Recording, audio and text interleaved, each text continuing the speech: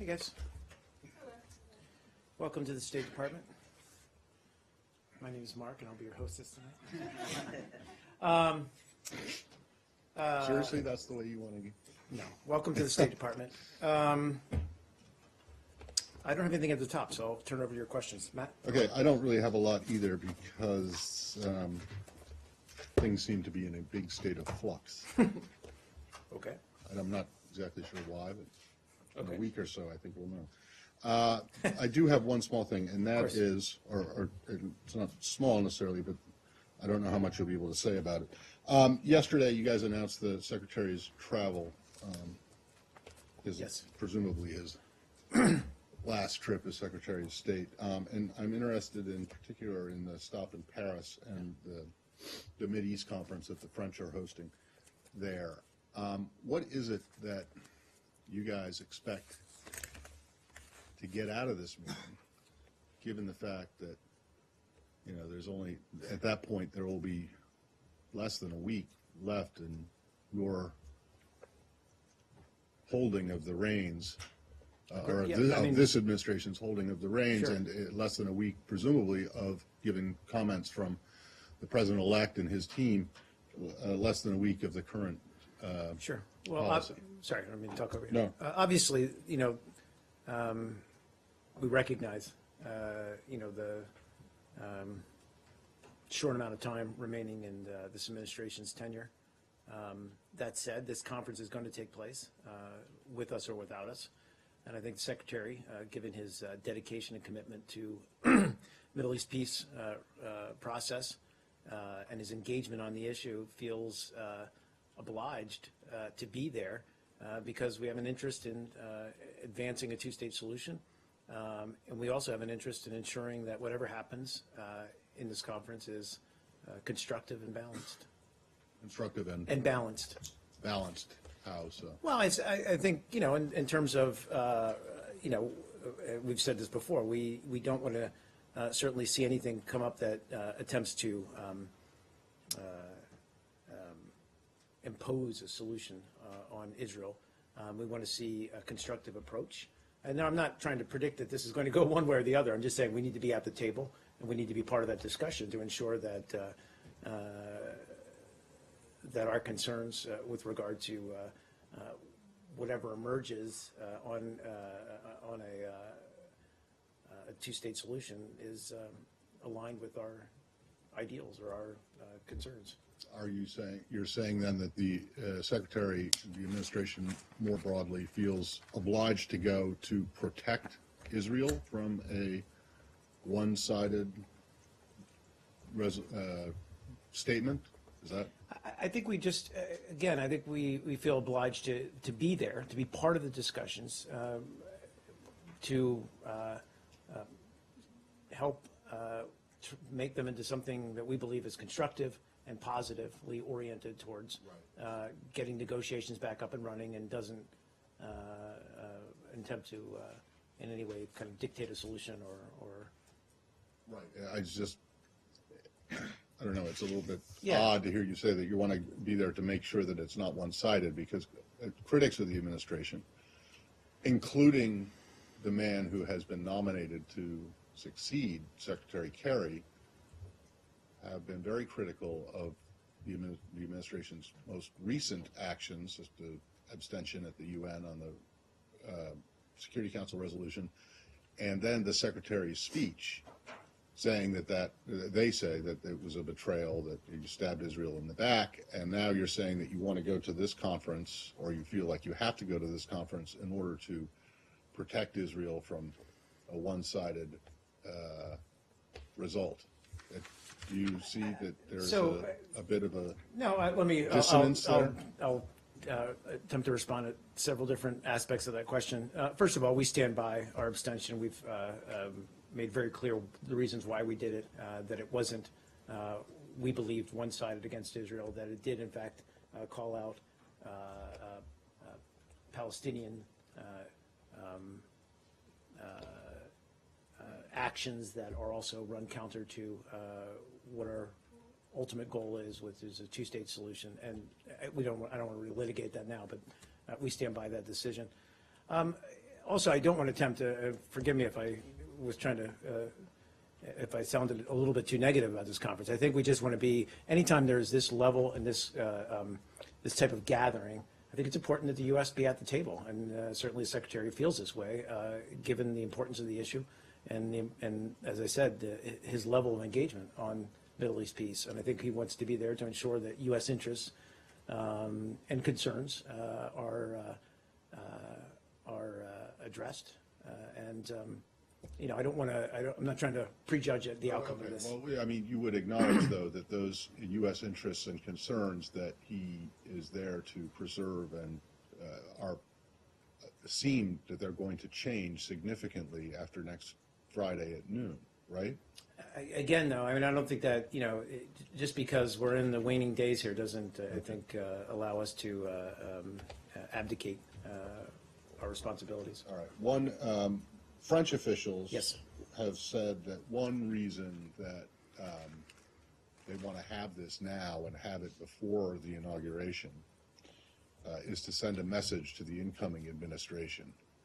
And they have suggested that in whatever document this conference produces, in the final document, that there could be a reference or a warning about to the incoming administration about moving the U.S. Embassy from Tel Aviv to Jerusalem. Is that something that this administration is prepared to support if it does in fact come up? I mean, first of all, our position on moving the embassy to Jerusalem hasn't changed and is very well known. Yeah, but Secondly, I don't want to also deal with what may or may not come out of this this conference. You know, I think we just have to wait and see. Let's wait and meet and see what comes out of it. We're not going in there with any kind of intent to in any way box in the incoming administration. Again, our goal writ large with the new administration coming in is to be helpful in the transition. That said, we've been very clear on where we stand with that issue. But just the two very please, brief things on that. You would concede, though, that that longstanding position of yours on the embassy, if you judge by the statements that have been made by the president-elect and members of his team, is going to change on Friday, right? Again, that may very well be the case, just Okay. judging by what he has said publicly. Secondly, to take it out of the realm of the hypothetical and perhaps put you more on the spot in a position where you actually can't duck the question because it is a hypothetical. Would the United States block an attempt to include a warning about moving the embassy in the final statement? Still technically a hypothetical. No, it's not. Look, Matt, let's let, and I'm not trying distinctly to, avoided using the word if. That means that it is not it's a conditional, I guess, would.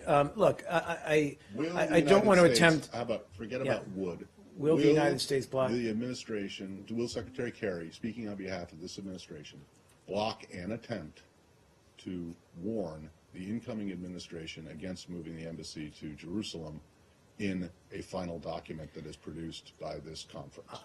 I think Secretary Kerry, as of others in this administration, have been very clear on their views about moving the U.S. Embassy, relocating the U.S. Embassy to Jerusalem, and the possible implications that could have on Palestinian and Israeli peace, but also on tensions writ large.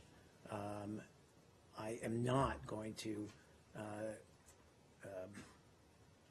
attempt to either characterize what may or may not come out of this conference before they've actually met, or prejudge it, or to attempt to say that this is something that's going to come out of it. I think we've been very clear on where we stand with regard to relocating the embassy. But I'm not going to I'm not going to in any way affirm some of the actions that may come out of this conference. So let's let it happen. It's going to be interesting when I ask you the same question on January 23rd, what your longstanding position has been. But I'm not sure I understand why it is. A different hairstyle. Why you can't say, that you would or wouldn't block it. I just, partly, Matt, look, it's not, I mean, we know what our position is. But you have evinced two competing ideas here. One is that the administration's longstanding position and previous administration's longstanding position is that moving the embassy would be a bad thing. Correct. And at the same time, you said, take that, one. Two, the incoming administration, the president-elect and his team have said that that's not their position, that they're going to move it and that it's going to happen. And then you also say, part two of this is that you don't want to do anything to box in the incoming administration. So if you want to do number two, I don't see how you The only thing I'm saying, Matt, is that we cannot block, how you can stay true to. There's only one president at a time, and Yes. As of January 20th, there's going to be a new president. Till the end of this administration, it will be our policy that relocating the embassy to Jerusalem would be a mistake, yes. So does that mean that you would not see a document that comes out of this that warns the incoming administration against moving the embassy? You would not see that as boxing them in? Again, it depends on what the document looks like and what comes out of this. That's partly my reluctance, is I don't know what's going to come out of this meeting. Right. I think what we want to see come out of the meeting, if I could put it this way, and try to put it a little bit different manner, but what we want to see come out of this meeting is constructive and balanced. Going into the meeting, Yeah. would you be willing to support a warning to the incoming administration I that I don't have an answer for you on that. All right. Yep. Well, to follow up on that, given that you feel that you're obliged and you need to be at the table, what exactly is the Secretary's message to the meeting going to be? Don't do anything rash. Wait for the new administration. Talk to them. What exactly Sure. would you see as his advice? Well, again, I feel like so much of this has already been, I mean, the Secretary's views on where the Middle East peace process stands and the challenges that are facing it are, as we all know, very public. Coming out of his speech a couple of weeks ago. I think, that, as I just explained to Matt, he's going to Paris to participate in this conference because he believes it's worth our while to have a seat at the table when any large group of leaders, his counterparts, are sitting around to talk about the future of the Middle East peace process. To make sure, as I said, that U.S. views are expressed and heard. I just don't want to prejudge the outcome of this conference. We just don't know what's going to come out of it. I think we're looking for, and we've said this many times about this Paris conference, because it's been, frankly, talked about for some time, is that we just want to see whatever comes out of it to be constructive and balanced and not try to prejudge any kind of outcome. Is And there so, yeah, please. The way you put it now, is there what exactly is your concern that they could rush off and impose things that might change the dynamic without a proper conversation? Yeah, I think that, the Secretary just wants to make sure. We've been very clear, and it was talked a lot about in the context of this abstention from the UN Security Council resolution, that we don't want to see any action in the UN Security Council, for instance, that would attempt to impose a solution on Israel. We don't know if that's the plan coming out of this. We don't know what the plan is for further action. I think we're going to listen and to provide our viewpoint. Also following up on what Matt just said, would the U.S. take a hard position if there were indications from the Europeans that they could move on such things, such as sanctions against Israel if they continue with the settlements? I think that as a friend and ally of Israel, we always have, we're always aware and will oppose any one-sided actions against Israel. Yes, Steve. On the Secretary's travels, Sure. Vietnam is also on the agenda.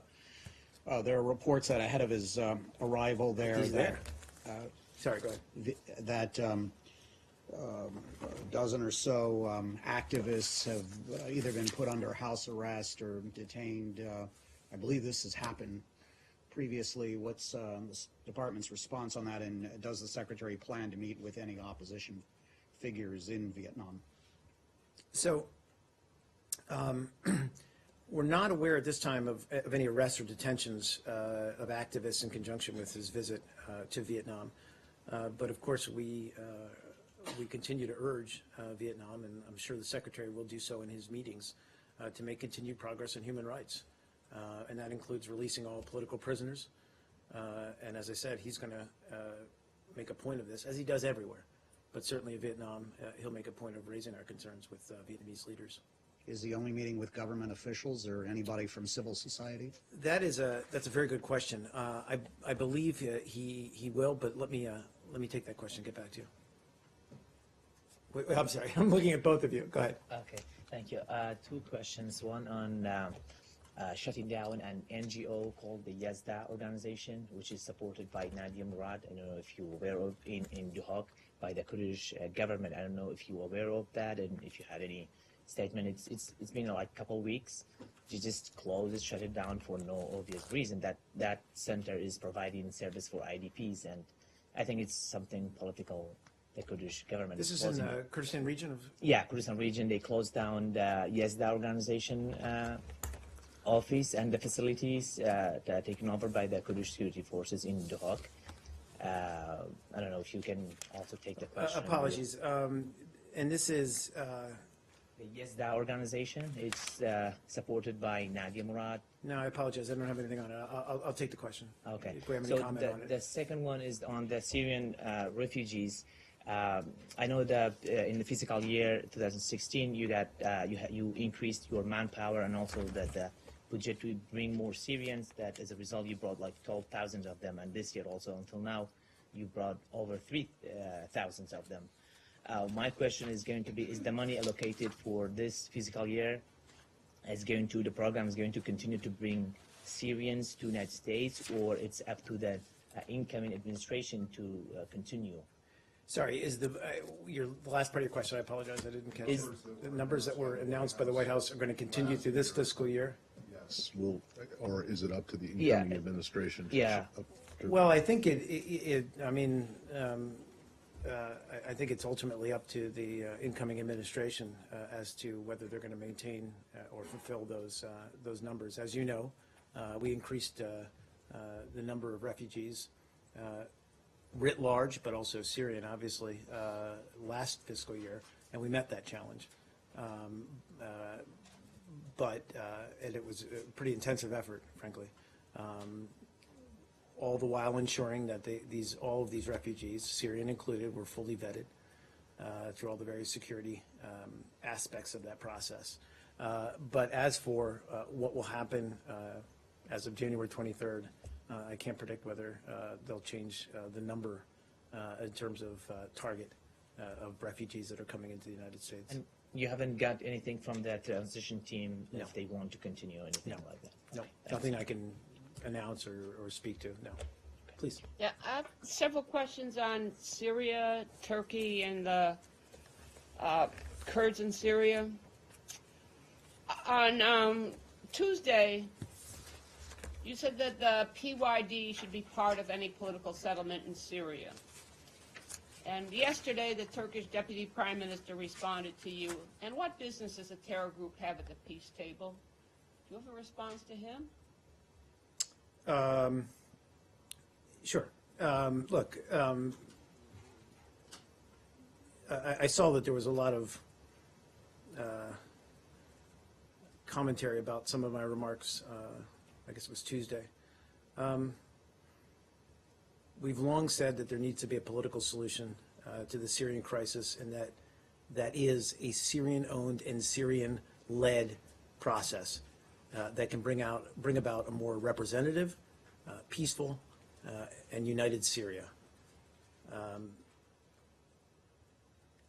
And that's the only reason and the only context that I was trying to put in my remarks of Tuesday. UN Security Council Resolution 2254 says very clearly the Syrian people will decide the future of Syria. And we believe that all Syrians, and that speaks to Syrian Kurds, Syrian Arabs, Syrian Turkmen, all groups will have to have a say in that process. So I wasn't speaking about necessarily who would be at the table, should there be follow-on discussions, or should the negotiations in Geneva get back up and running. I was simply stating the fact that whatever comes out of this political process will need to be something that is accepted by all Syrians. All Syrians will have to have a voice in that. That's my only comment. Was this a change in the U.S. position? Not at all. Not at all. We've been saying this for months. And on Tuesday, you also said the U.S. was poised to provide additional support to Turkey's offensive on al-Bab. Yep. Is there anything new in that? Not at all. We talked about the fact that we're now providing ISR, what we call ISR, which is intelligence, surveillance, and reconnaissance support to our Turkish partners. And we're poised to provide additional assistance to them in and around al-Bab as needed. And there have been numerous reports of human rights abuses in PYD-controlled territory in Syria. The Washington Post, in a recent story, mentioned them in general terms. In December, there were 3 missing members of the Kurdish National Council who were found burned to death. What is your comment on such behavior? We've seen those reports. I think you're specifically talking about these individuals who were burned. Obviously, it goes without saying we're concerned by those kinds of reports. I don't have anything to confirm them at this point in time. We would condemn any human rights abuse by anyone operating in that area. Would that cause you to question whether they qualify as a legitimate party to the Syrian political process if they're engaged in such abuses? I just don't think we have enough detail or granularity on who was behind this attack.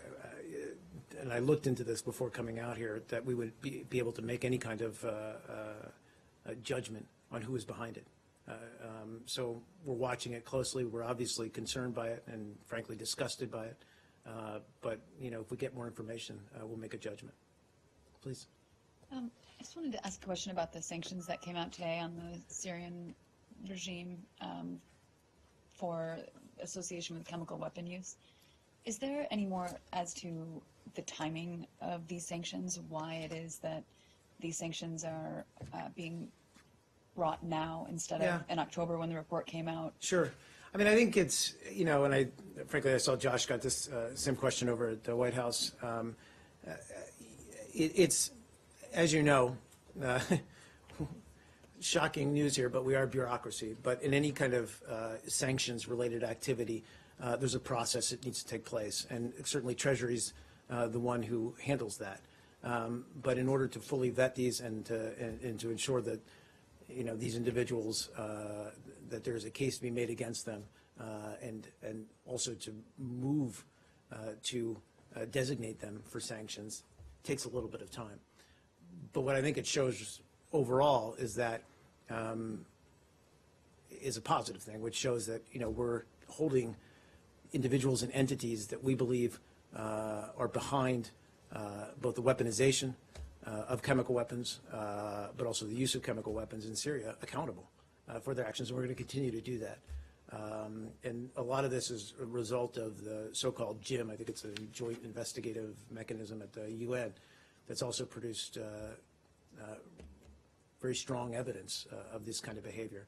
So there's nothing to the timing. I wouldn't link it to the fact that we're all trying to, the fact that there's only 1 week left in this administration. I think, and I would hope that the next administration will continue these efforts. I mean, use of chemical weapons by the regime in Syria is inexcusable, and I think that it's a nonpartisan issue, and frankly, it's a global issue of concern. Another Syria question? Hold on, just on that. Yeah, please. It doesn't mention, I was just reading it now, it doesn't say that this is necessarily related to chlorine attacks or attacks with chlorine. Is that what this refers to, or is it more? Is it It's more going, broad? I think it's broader than that. It's going after this the Organization for Technological Industries, which is this state-run entity that's behind some of the excuse me, the weaponization of these materials. I don't think it's specifically focused on chlorine, although that's one element of it. But I think it's coming out of the GIM. Yeah, but if that's the case, that it's not specifically related to chlorine, and it's related to broader use of chemical weapons, doesn't that call into question again the administration's consistent line that the deal that was done to get rid of serious chemical weapons didn't work? So I'm just looking, and I'll get to that question in a second, because Ambassador Power also, I think, released a statement, but I'm also looking at some of the materials that I have in front of me, that out of these findings that the Syrian regime used industrial chlorine as a weapon against its own people. So it does look like it is focused on specifically the use of industrial chlorine. That's in her comments. That's not. It's in. I apologize. It's in the Treasury release on this. All right. I was apologize. just looking at Yep. the State Department. Okay. Thank you. On Syria, the talks in Astana are supposed to begin on the 23rd of January. Will you have a role in them? I don't know if we'll have a role in them, and I'd refer you for any details about that to the organizers, who are Russia and Turkey. We haven't gotten an invitation yet. Have they told you anything about these talks? Well, I think Secretary is as he's said himself, is in contact with both his counterparts in Russia and his counterpart in Turkey, talking about the situation in Syria. So, of course, he's up to speed on what's happening with regard to these talks. But we are not an organizer of these talks. Yes, sir. I think I think I saw the Russians actually announced them, but announced a date. That's my understanding. I thought I saw yesterday that there was been I think that's my understanding. I think they gave a date for January 23rd. But, I mean, again, as we've said before, we would support any kind of talks that attempt to get a political process and negotiations back on track. And if we can see the ceasefire be strengthened and sustained, that's a good thing. Please. Yes, Prime Minister Abe is in the Philippines, and I was wondering if you were coordinating at all in terms of messaging and trying to rebuild relations with Philippines, given the tensions that the two countries have had. I'm sorry, I missed the first part. Who is in the Philippines? Prime Minister Abe. Abe. Okay, I'm sorry, I missed it. I mean, we're obviously always in close coordination with Japan and on a range of regional matters. I can't say as to whether we've consulted with him prior to his visit to the Philippines.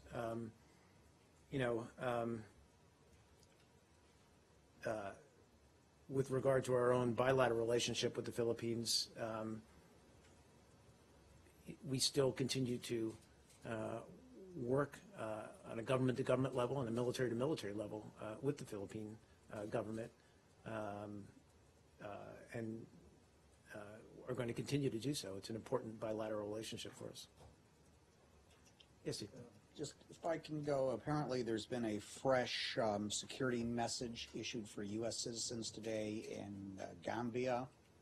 Do you have a readout on that? I'm just seeing it that dated January 12th, citizens not advised to travel east of the Denton Bridge into central Banjul. No, I don't think I have that update with me. But obviously, it's a very sensitive situation right now in the Gambia, and it sounds to me, hearing it from you, that there's some kind of information that the embassy is aware of about disturbance or some kind of unrest, and that's perfectly typical that we would send out a security message to resident U.S. citizens there.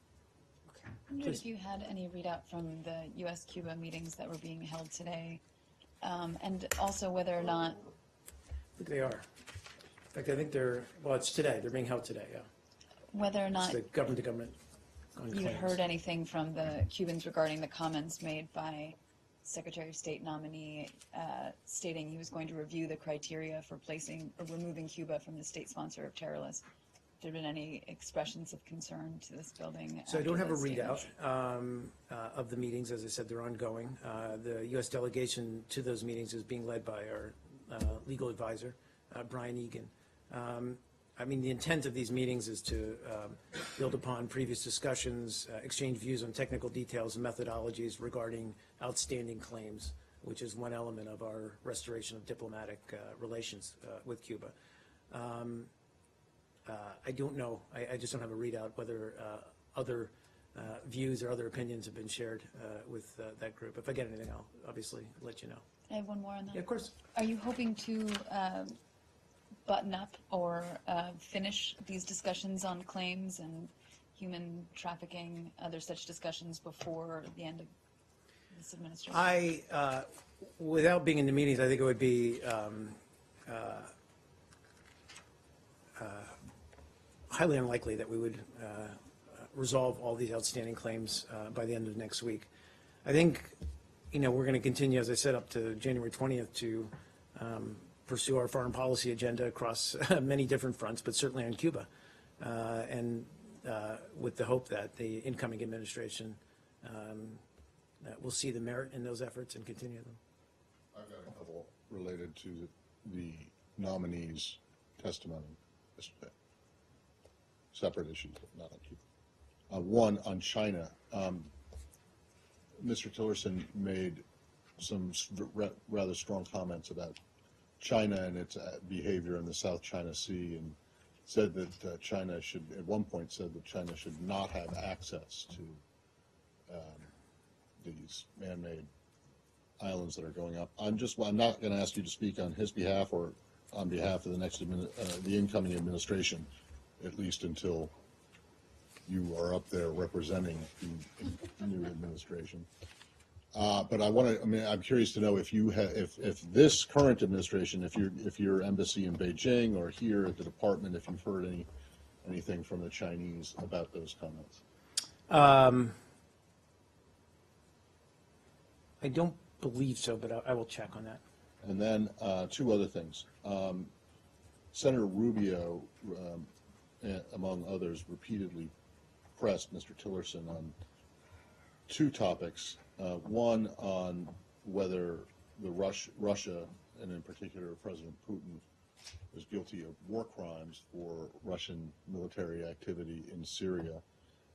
I know that the department, and he got no response. The nominee was not prepared to say that. He said he needed more information. But to your knowledge, beyond the accusation that war crimes may have been committed in certain bombings of hospitals and civilian areas in and around Aleppo, has this administration actually made a determination that the Russians committed war crimes? To my knowledge, we have not made that determination. We have condemned strongly their indiscriminate attacks on civilian infrastructure and civilians, but we've not made that determination. But you have suggested that they may have happened. Well, I believe, not to borrow a line from the Secretary of State designee, but I believe that's a process. That's a legal determination that involves detailed analysis and investigations.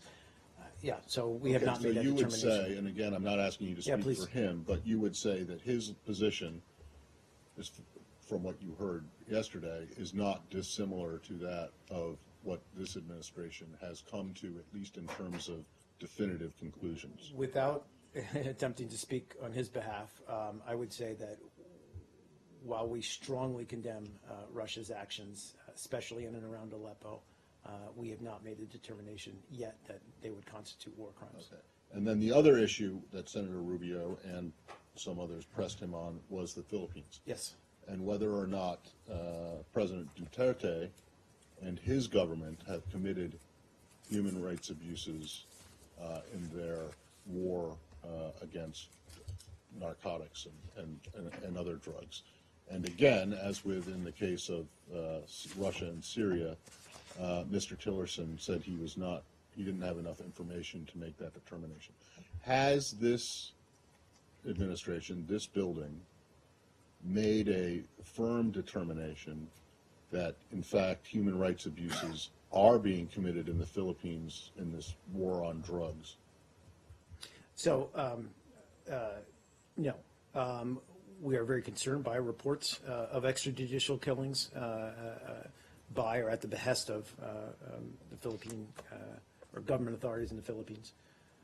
And we have called for thorough and transparent investigations into these allegations, these credible allegations, any allegation of extrajudicial killings, we believe, and strongly urge the Philippine authorities to ensure that its law enforcement officials act in a way that's consistent with international norms and laws.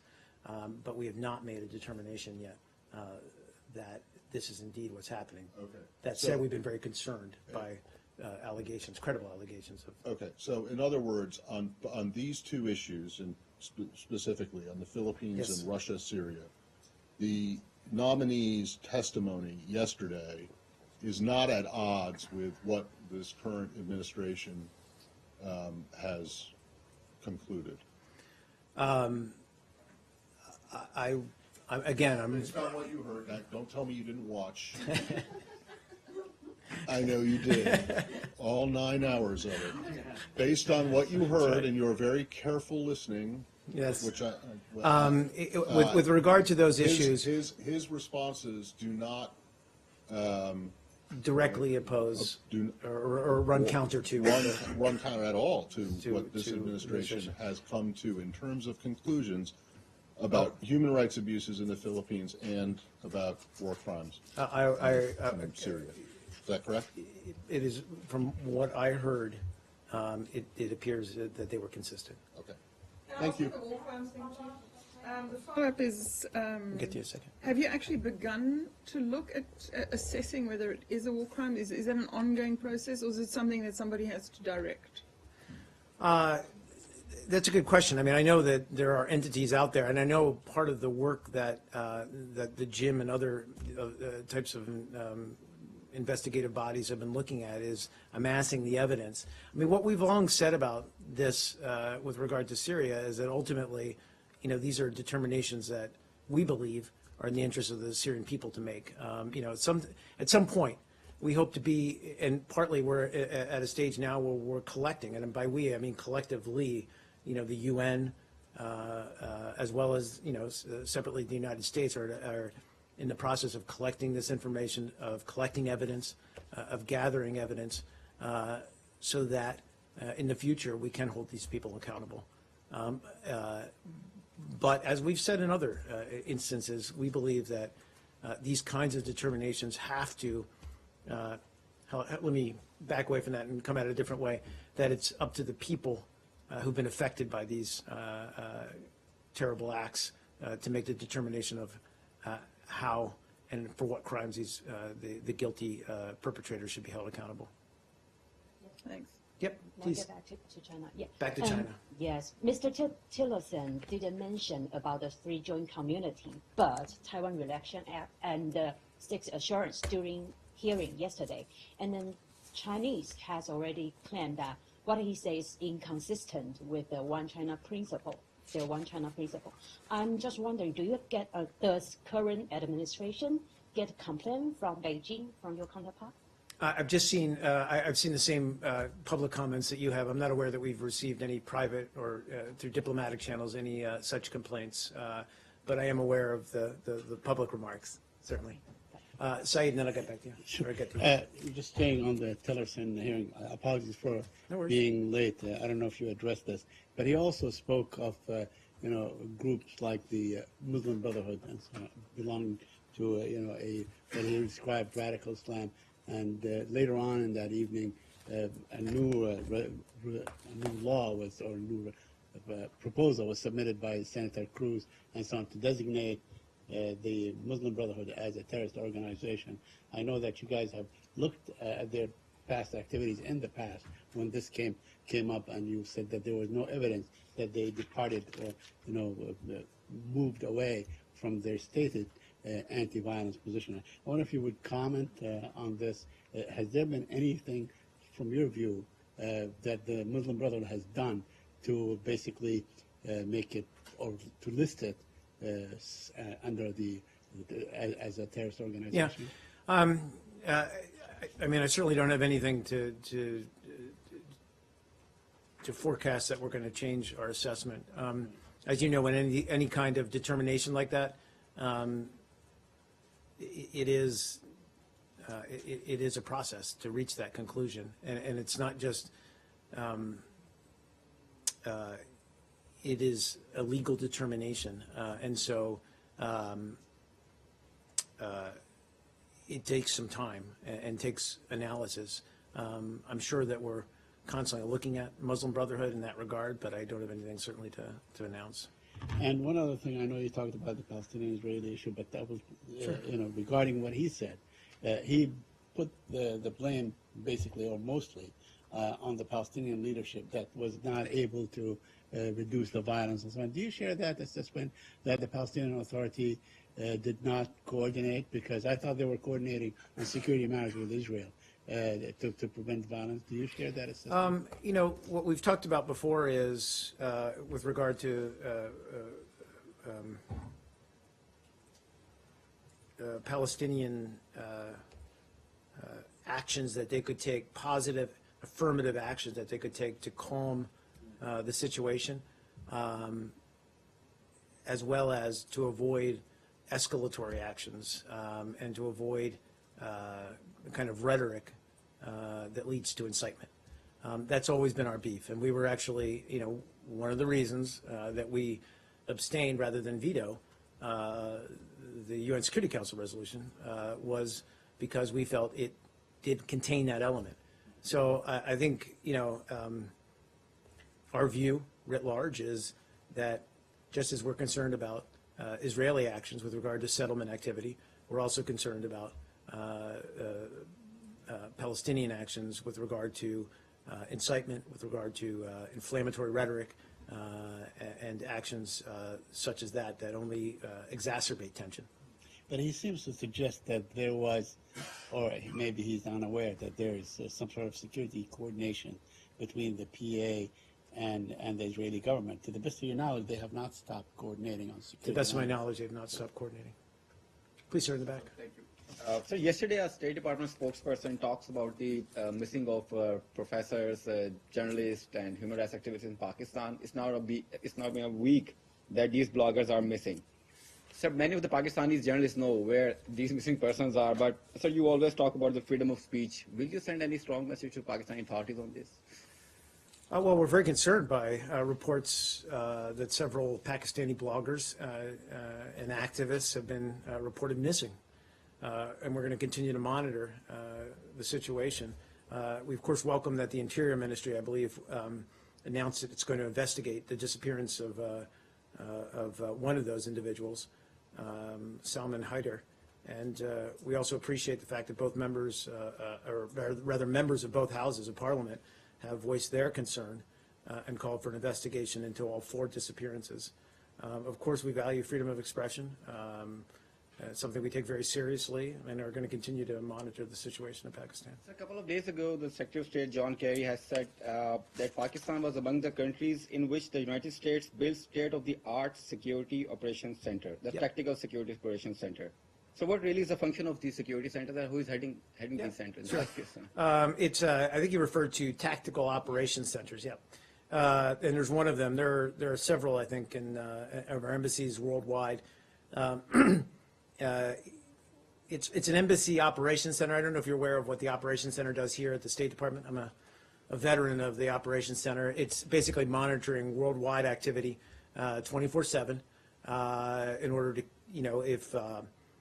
if something happens in anywhere in the world that affects our people or affects American citizens or is a crisis that it has to involve the Secretary of State or rather the interagency, the operations center is, if you will, the first responders to any kind of activity like that, to any kind of crisis.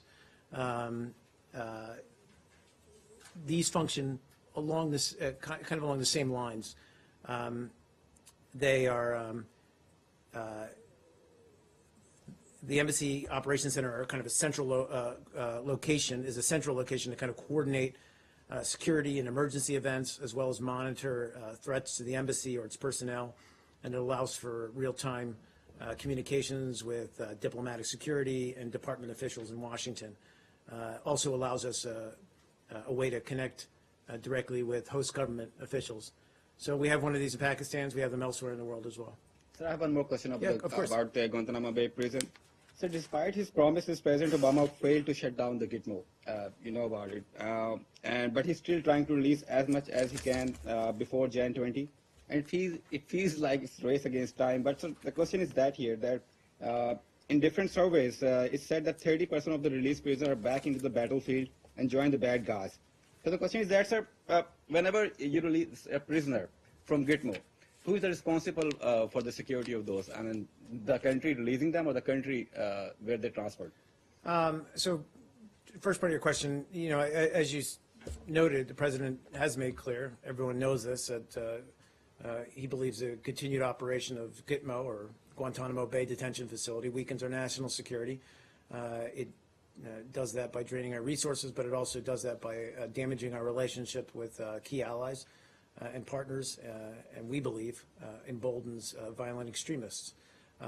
So we've been taking steps to reduce the detainee population at Guantanamo Bay, and we've been doing that steadily throughout the past 8 years. I think I'm looking at the current numbers since, right, but I'm looking at, so when President Obama took office, the detainee population at Guantanamo was 242. Since that time, we have moved 183 detainees to 42 countries for repatriation, resettlement, and also for prosecution. So that's a significant reduction.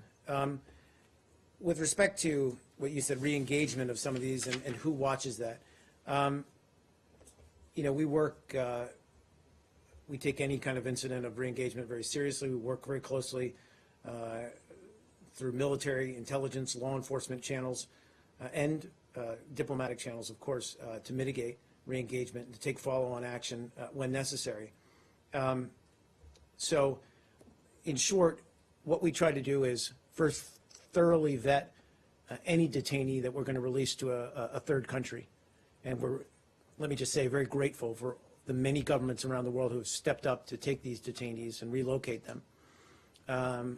But we also work going forward very closely with the governments, as I said, through all the channels I just mentioned, to try to prevent any kind of re-engagement by these individuals.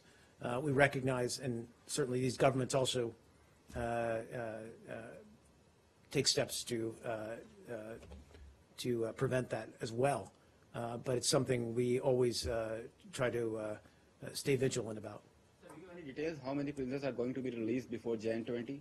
I don't. I cannot predict that. I know that they're hard at work until the transition takes place. Thank you. Thanks. Yeah, but A really quick question on the Palestinian-Israeli issue. There's been a marked increase in home demolitions and so on in the last few days, especially in the aftermath of the attack in Jerusalem. I wonder if you have any comment on that, or have you been in touch with Israeli authorities to urge them to scale back or not to do such? Yeah, Saeed, first of all, I put out a statement on Sunday, I believe, condemning the very terrible truck attack on Israeli soldiers. But you know, we've been very clear that we have seen, and I don't know, I don't know if it's increased since Sunday, but we have seen the acceleration of demolitions of Palestinian structures in the West Bank and East Jerusalem, and we're very concerned about it. And we've made those concerns clear to the Israeli government. There's been an increase today. I mean, you know, in the Mount of Olives. So. I'm aware, but anyway, I mean, you know, they're aware of our concerns. Please. And I have one last question. Okay. Also, Israel is trying to pass a law to prevent BDS activists from entering the country, including Palestinian Americans. Do you have a point of view Well, on we've that? discussed this legislation before. You know, a couple points that I think I've made before. One is that our strong opposition to boycotts and to sanctions of the State of Israel is well known. Hasn't changed. That said, as a general principle, we value freedom of expression and believe that even when we don't agree with the political views necessarily that are expressed, we believe that individuals should have the right to peacefully protest. So wait a second. I just want to follow up on that because This always gets you. I knew it was No. waiting. When the question Sure. when the question was raised the first time, I think it was several months ago. I asked the same thing, but you also would not argue or even quibble with the idea that that Israel can decide who it wants to, or any country can decide who it wants to allow into its country. I mean, ultimately, it is a sovereign state, and we can only express our view that people should be allowed to, peacefully protest. I understand that, but I mean, it is their prerogative to decide who they want to come in Ultimately, into yes. their country, just as it is the United States' course. prerogative. Of course, yes. Thank you. Thanks, guys.